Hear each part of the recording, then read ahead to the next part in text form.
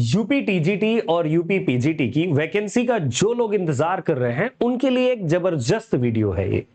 साथियों, आने वाले समय में आपको यूपी टीजीटी और पीजीटी और अदर को लेकर के लगभग 24,000 के आसपास number of vacancy Uttar Pradesh में आने की संभावना है।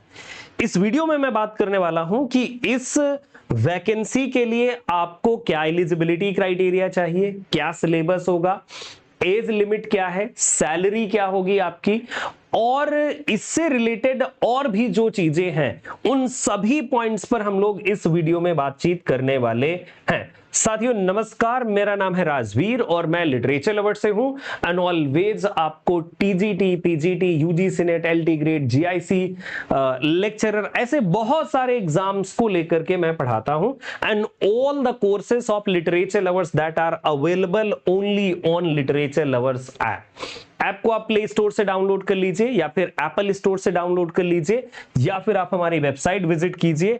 वहां पर आप हमारे डिफरेंट कोर्सेज को ले सकते हैं और बहुत ही जल्दी बहुत सारे कोर्सेज स्टार्ट होने वाले हैं। टीजीटी का, पीजीटी का भी, यूजीसी नेट का भी और भी जो एग्जाम्स हैं उनके रिगार्डिंग आप हमारे लिटरेचर लवर्स ऐप को जरूर एक बार विजिट करिएगा। ठीक है, आइए शुरू करते हैं आज का ये हम सेशन। देखिए, जो वैकेंसी है 2026-27 वाली, ये जो न्यू वैकेंसी आने की संभावना है, क्योंकि अब ये वाली जो वैकेंसी उसका एग्जाम हो चुका है, कुछ कॉन्फ्लिक्ट चल रहे हैं टीजीटी के साथ। पीजीटी के तो इंटरव्यू भी आपके स्टार्ट हो चुके हैं और टीजीटी का कॉन्फ्लिक्ट इंग्लिश वालों का चल रहा है। आगे देखते हैं क्या होगा। बाकी जो नई वैकेंसी आने की संभावना है, जिन लोगों ने बीएड कर लिया है और जो लोग नए कैंडिडेट हैं उनके लिए ये एक गोल्डन अपॉर्चुनिटी होने वाली है। ठीक है, अच्छा, नंबर ऑफ जो पोस्ट हैं वो 23,775 के आसपास नंबर ऑफ जो है पोस्ट है। मैं इन सारे पॉइंट्स पर बात करने वाला हूं, सैलरी, एग्जाम पैटर्न, सारे क्वेश्चंस के आंसर आपको मिल जाएंगे, बस ये वीडियो देख लीजिए। सो देखिए, जो मतलब संभावित नंबर ऑफ पोस्ट हैं, तो संभावित नंबर ऑफ पोस्ट 23,775 के आसपास है और ये अभी क्योंकि काउंटिंग चल रही है, डेटा कलेक्ट किया जा रहा है, तो ये घट बढ़ सकती है। ठीक है, यस। अच्छा, जिसमें से टीजीटी के लिए बहुत अच्छी पोस्ट आने वाली हैं, लगभग 16,114 नंबर ऑफ पोस्ट। अब ये ज्यादा हो सकती है क्योंकि ये इधर बढ़ गया है, पहले कम थी जब ये डेटा आया था। ठीक है, प्रवक्ता पीजीटी के लिए 2705, ये मैं सिर्फ आपको आसपास बता रहा हूं, ये प्लस माइनस में रहेगा, वैसे माइनस नहीं प्लस ही मान लीजिए। ठीक है, इसी तरीके से प्रधानाचार्य, प्रधानाध्यापक और प्राथमिक विद्यालय के सहायक अध्यापकों के लिए भी देखो, लेकिन इसमें क्या होने वाला है ये नहीं मैं कह सकता, बट टीजीटी और पीजीटी की डेफिनेटली वैकेंसी आपकी आने वाली है और अगले महीने यानी जुलाई के महीने में आपको नोटिफिकेशन देखने को मिल सकता है। संभावित है कि अगले महीने आपको मिल जाए। सबसे बड़ी बात यह आती है कि जो लोग टीजीटी की तैयारी करने वाले हैं उनको कौन सी योग्यता चाहिए। सो टीजीटी के लिए जो एलिजिबिलिटी क्राइटेरिया है उसमें सबसे पहले संबंधित विषय में स्नातक, ग्रेजुएशन, लेकिन यहां पर पॉइंट आता है अलग अलग सब्जेक्ट्स का। कुछ सब्जेक्ट्स में कॉम्बिनेशन होते हैं, फॉर कॉम्बिनेशन पर्पज आपको पुरानी जो 2022 की जो नियमावली है वो देख सकते हैं, या फिर आने वाले समय में किस सब्जेक्ट के साथ क्या कॉम्बिनेशन है उसकी पूरी की पूरी बकायदे डिटेल आता है। ठीक है, और साथ में होना चाहिए बीएड डिग्री होना चाहिए। क्या इसमें टेट या सीटेट की जरूरत पड़ेगी? तो देखो, पहली बार अगर मैं कहूं तो इनकी जरूरत नहीं पड़ेगी, और अगर पड़ती है तो मैं आपसे रिक्वेस्ट करूंगा कि नोटिफिकेशन आने तक आप वेट कर लीजिए। जिस दिन नोटिफिकेशन आएगा एक एक पॉइंट मैं क्लियर कर दूंगा आप सभी के। ठीक है, तो टेट सीटेट की जरूरत वैसे नहीं होती। क्यों? क्योंकि अगर 9 to 10 के लिए, 11 और 12 के लिए है तो यहां पर टेट सीटेट जैसी जरूरत नहीं होती है। ठीक है, ओके। सो ग्रेजुएशन और साथ में आपकी बीएड डिग्री होना चाहिए। बाकी आप अपने सब्जेक्ट कॉम्बिनेशन चेक करेंगे। इसी तरीके से अगर पीजीटी की बात करी जाए तो पीजीटी में क्या चाहिए होगा, अभी तक जो था और आगे क्या होगा उन दोनों की बातें मैं कर लूंगा, ठीक है। इसके बाद आप कमेंट बॉक्स में लिखिएगा, अब ये नहीं कि कॉल उठा के करने लगी गुरुजी क्या होगा, जैसे नोटिफिकेशन आएगा हम आपको क्लियर कर देंगे, ठीक है। अभी क्योंकि ये सारी बातें हो रही हैं कि क्या हो सकता है, वैसे अभी तक क्या रहा है पीजीटी के लिए, और ये मांग भी चल रही है, अभी धरना प्रदर्शन चल रहा था कि पीजीटी के लिए सिर्फ पीजी डिग्री बेस ही एप्लीकेशन फॉर्म भरे जाए। क्योंकि अभी तक क्या होता था कि if you have completed master degree in your concern subject, यानी कि संबंधित विषय में अगर आपका पराय स्नातक या पोस्ट ग्रेजुएशन है तब आप पीजीटी भर सकते थे। लेकिन आने वाले समय में पीजीटी में बीएड होना अनिवार्य हो सकता है, क्योंकि नई जो शिक्षा नीति है उसके तहत बाकी भी प्रदर्शन चल रहा है। आगे देखिए नोटिफिकेशन आने पर क्या होता है। अभी तक तो सिर्फ पीजी था, लेकिन आने वाले समय में बीएड होने की संभावना है। अच्छा, ये कब बहुत क्लियरिटी हो जाएगी? जिस दिन नोटिफिकेशन आ जाएगा उस दिन और क्लैरिटी हो जाएगी इस चीज को लेकर के। अब बात आती है भाई कि आपकी एज लिमिट क्या होनी चाहिए। सो दोनों के लिए, चाहे वो टीजीटी हो चाहे वो पीजीटी हो, न्यूनतम जो आयु सीमा है कम से कम आपको 21 साल का होना चाहिए। और हां, अपर एज लिमिट की बात अभी तक तो नहीं थी, आने वाले समय में अगर कोई अपर एज लिमिट है तो नए नोटिफिकेशन के साथ ये चीज आपको देखने को मिल सकती है, तो आप नए नोटिफिकेशन का वेट करेंगे। इधर अगर मैं बात करूं कि क्या एग्जाम पैटर्न होता है, सो यूपी टीजीटी का जो एग्जाम पैटर्न है वो बदला जाना है।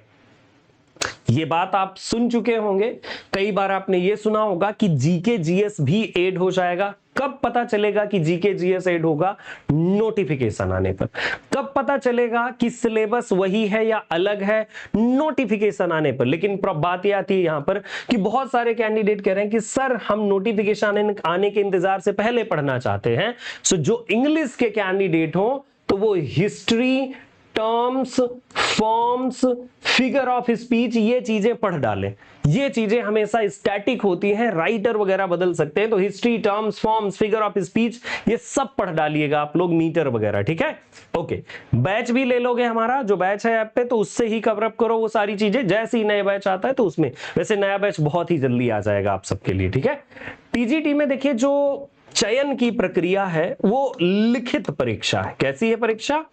लिखित परीक्षा। और इस लिखित परीक्षा में आधार एक ही, मतलब अभी तक तो प्री मेंस की चर्चाएं चल रही थी, देखिए प्री मेंस होता है नहीं होता, लेकिन जहां तक जो इनपुट आया था तो उसमें यह था कि अब 125 क्वेश्चंस की बजाय सिर्फ 120 क्वेश्चंस होंगे टीजीटी में। सारे एमसीक्यू बेस्ड होंगे और 360 मार्क्स मिलेंगे, मतलब पर क्वेश्चन 3 मार्क्स पर क्वेश्चन आपको मिलने वाला है ना। यस, निगेटिव मार्किंग नहीं रहती थी अभी तक, और आगे भी उम्मीद है कि निगेटिव मार्किंग नहीं होगी, और जैसा भी होगा देखा जाएगा, है ना। यस, अच्छा, क्या कोई निगेटिव मार्किंग? तो निगेटिव मार्किंग अभी तक तो नहीं थी फिलहाल में, और 2 घंटे में आपका ये पेपर होता था पूरा का पूरा, ठीक है। अच्छा, इसमें इंटरव्यू जैसी कोई चीज नहीं है, बात ध्यान रखें, सभी कैंडिडेट इस बात का ध्यान रखें कि केवल लिखित परीक्षा के आधार पर, यानी जो परफॉर्मेंस आपकी यहां पर होगी उसी बेस पर आपका सिलेक्शन होता है। पीजीटी की प्रक्रिया में 2-3 स्टेप्स आते हैं, तो पीजीटी को समझ लीजिए। पीजीटी की जो चयन प्रक्रिया है, उस चयन प्रक्रिया में क्या है, पहले सबसे लिखित परीक्षा है, दूसरे नंबर पर जो है आपका वो है इंटरव्यू, और तीसरे नंबर पर है एकेडमिक जो आपकी एलिजिबिलिटी है उसका एक्स्ट्रा। किस तरीके से? तो आप आए समझे। देखिए, कुल मिलाकर के पीजीटी के लिए जो तय किया गया है कि 125 क्वेश्चंस होंगे, 420 मार्क्स का पूरा पेपर होगा, 2 घंटे का ये पेपर होता है, और कोई निगेटिव मार्किंग इसमें नहीं होती। तो ये तो हो गया आपका पेपर। इसके बाद कट ऑफ आता है कि मतलब कुल मिलाकर के शॉर्ट लिस्ट होते हैं। कट ऑफ तो नहीं आयोग इस समय जारी करता कि भाई किसने कितने नंबर पर क्वालिफाई हुई है, क्या कट ऑफ गया, लेकिन शॉर्ट लिस्ट होते हैं इंटरव्यू के लिए। इंटरव्यू के लिए जो कैंडिडेट शॉर्ट लिस्ट होते हैं उनके रोल नंबर आउट करता है आयोग, शिक्षा सेवा चयन आयोग। फिर इसके बाद 50 मार्क्स का जो है आपका होता है 50 मार्क्स का इंटरव्यू यानी साक्षात्कार होता है 50 मार्क्स का। अब इसमें जो भी आपके मार्क्स मिल गए तो उधर के मार्क्स प्लस ये वाला कर दिया जाता है, और इसके बाद 25 मार्क्स जो है ये विशेष योग्यता के हैं, जो आपकी स्पेशल एलिजिबिलिटी, उसमें किसे किसे काउंट किया जाता है ध्यान रखें। तो इसमें काउंट किया जाता है पीएचडी को, एमएड को और बीएड को, और राष्ट्रीय स्तर के खेल प्रमाण पत्र अगर हैं तो इसके लिए वेटेज होता है 25 मार्क्स का। और फिर सारी चीजें इन तीनों को मिला करके आपका जो टेस्ट है, यानी कि जो आपने रिटन टेस्ट दिया, इसके बाद इंटरव्यू आपने दिया, और इंटरव्यू के बाद अगर आपकी कोई स्पेशल एलिजिबिलिटी है, ये सब को मिलाकर के सिलेक्शन होता है। अब इसमें जो सबसे आगे होगा उसी का सिलेक्शन हो जाता है, ठीक है। तो ये आपके पीजीटी के जो है मतलब सिलेक्शन की प्रोसेस है, किस तरीके से चयन की प्रक्रिया है। और टोटल अगर देखा जाए तो यहां पर अगर आप देखें 420 मार्क्स और 25 मार्क्स, तो यानी 450, फिर 50 मार्क्स ये जो है आपके हो जाते हैं इसके इंटरव्यू के। टोटल जो है आपके 500 मार्क्स पर आपका मूल्यांकन होता है। आउट ऑफ 500 कौन मेरिट में आया उस पर जो है सारी चीजें होती। अब सबसे बड़ी बात आती है कि भाई क्या संभावित सिलेबस हो सकता है टीजीटी और पीजीटी के लिए। सिलेबस की अगर मैं बात करूं तो सिलेबस तो देखिए अभी आप इस समय पिछला वाला ही पढ़ सकते हैं। आयोग ने अभी नोटिफिकेशन दिया था कि हम जो सिलेबस है उसे अपडेट कर रहे हैं, इवन हिंदी और इंग्लिश दोनों में देंगे। ये वाली बातें भी आई थी हमारे मतलब आप सबके सामने आई थी। अच्छा, अब आगे आने वाले समय में क्या सेम सिलेबस रहेगा या चेंज हो जाएगा, ठीक है। तो इस बात का ध्यान रखिएगा कि अगर कहीं किसी प्लेटफॉर्म पर वो सारे कैंडिडेट कहीं किसी प्लेटफॉर्म पर प्री रिकॉर्डेड क्लास ले लेते हैं जहां पर लाइव नहीं चल रहा है, या वो लोग जैसे भले ही सस्ता हो कुछ भी हो, देखो इस बात का ध्यान रखिएगा, ये आपके हित की बात है कि अगर मान लो कि आप किसी भी सब्जेक्ट के हो, इंग्लिश के ही हो, अगर वहां लाइव क्लासेस चलती, जैसे मान लो हम लाइव क्लास देते तो लाइव क्लास के साथ अगर आप रिकॉर्डेड भी ले लेते तो कोई दिक्कत नहीं है, तो वो सारी चीजें हो जाती है, भाई सिलेबस बदल गया, चीजें बदल गई। लेकिन अगर आप कहीं ऐसी जगह पर कोई क्लास ले लेते हो जहां पर सिर्फ रिकॉर्डेड उनके पास है और वही वो शेल कर रहे हैं, तो अगर वो चीज हो जाती तो फिर सिलेबस चेंज पर दिक्कतें आ जाती। इसीलिए मैंने आपसे कहा कि भाई जैसे अभी इस समय इंग्लिश का बैच बहुत सारे कैंडिडेट हमारे यहाँ पर ले चुके हैं, तो उनको कोई परेशान होने की जरूरत है ही नहीं। क्यों परेशान होने की जरूरत है? कोई परेशानी की जरूरत नहीं है उनको। इसलिए परेशानी की उनको जरूरत नहीं है कि अब आप समझिएगा, बात को समझेंगे, बड़े अच्छे से बात को समझ लीजिए भाई। History, terms, forms, figure of speech वो सारे बच्चे पढ़ें क्योंकि ये सारी चीजें स्टैटिक रहेंगी। अच्छा, आगे आने वाले समय में क्या सिलेबस रहेगा उसी के अकॉर्डिंग हमारी क्लास चल जाएगी। तो अगर आप हमारे बैच में, क्योंकि हमारे यहाँ लाइव की सुविधा है, तो वो सारी चीजें आपकी कंप्लीट हो जाती हैं। मैं बात कर रहा हूं टीजीटी और यूपी टीजीटी और यूपी पीजीटी की, ठीक है। सो इस बात को आप समझ गए होंगे। लेकिन ऐसे प्लेटफॉर्म जिसमें पूरा रिकॉर्डेड मिल गया फिर उसमें कोई लाइव नहीं चलने वाला, उससे आपके पैसे का नुकसान हो जाएगा, ठीक है, ध्यान रखिएगा। तो कहीं भी हो, किसी भी सब्जेक्ट के हो आप, क्योंकि अभी सिलेबस में भी चेंज हो सकता है, सिलेबस में परिवर्तन हो सकते हैं, प्री मेंस की प्रक्रिया हो सकती है, ये तमाम सारी चीजें हैं जो देखने को आगे मिल सकती हैं, क्योंकि अब जुलाई के लिए एक्सपेक्टेड किया जा रहा है कि सारी बातें आएंगी। क्या सैलरी होती है इसकी टीजीटी की और क्या सैलरी पीजीटी की? तो देखो जो पे लेवल होता है वो 7 होता है टीजीटी का, ठीक है, और 44,900 ये मूल वेतन है, बाकी इसमें बहुत कुछ जुड़ता है। तो लगभग सब कुछ यानी 4,600 ग्रेड पे होता है, और ये समझिए लगभग कि 70 के आसपास है ना, यस 70 के आसपास आपको सैलरी मिलती है। आगे पीछे थोड़ी हो सकती है क्योंकि अभी चीजें बहुत कुछ जुड़ता है इसमें, है ना, यस। सो 70 के आसपास आपकी टीजीटी की सैलरी होती है। और ये मान लीजिए कि जो पीजीटी है तो ये पे लेवल 8 की जो है, पे लेवल 8 है इसका, और 4,800 इसका ग्रेड पे लेवल है। बाकी देखो ये डीए, एचआरए और भी तमाम सारे भत्ते मिल करके सब कुछ मिलाने के बाद अगर पीजीटी के भी वेतन को देखा जाए तो ये लगभग 80 के आसपास पहुंच जाता है, 75 to 80 के आसपास पहुंच जाता है आपका पीजीटी का जो पेमेंट है, यानी कि सैलरी जो है। तो बहुत अच्छी सैलरी, बहुत हैंडसम सैलरी मिलती है। और देखो जॉब भी बहुत रॉयल लेवल की है, टीचिंग जॉब, खास करके उत्तर प्रदेश में मतलब टीचिंग जॉब्स पर अच्छा आपको पेमेंट मिलता है, मतलब सैलरी बहुत अच्छी मिलती है।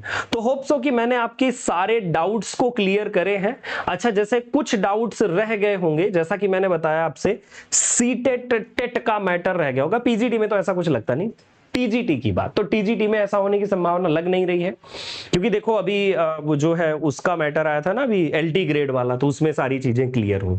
ठीक है, अच्छा उसके बाद सिलेबस की जो बात आती है, तो सिलेबस क्लियर हो जाएगा बहुत ही जल्दी, और नोटिफिकेशन कब आएगा, तो अगले महीने आने की संभावनाएं बन रही हैं कि जुलाई मंथ में अगली इस न्यू वैकेंसी की मतलब वो सारी आ सकती है। अच्छा, एग्जाम वगैरह का क्या कब करवा सकते हैं, वैसे ऐसी र्यूमर चल रही है कि जो एग्जाम है तो अक्टूबर नवंबर तक हो जाएगा, बाकी देखना है कि आयोग क्या कराता है, क्योंकि कई बार 3-3 4-4 साल तक एग्जाम नहीं हो पाते हैं और कई बार बहुत ही जल्दी हो जाते हैं, क्योंकि चुनाव का समय आने वाला है यूपी में, तो ये चीज जल्दी करवाई जाएगी। ठीक है, होप सो कि आपकी सारी क्वेरीज मैंने सॉल्व कर दी है। बाकी लिटरेचर लवर्स ऐप डाउनलोड करके आप कोर्सेज चेक कर सकते हैं।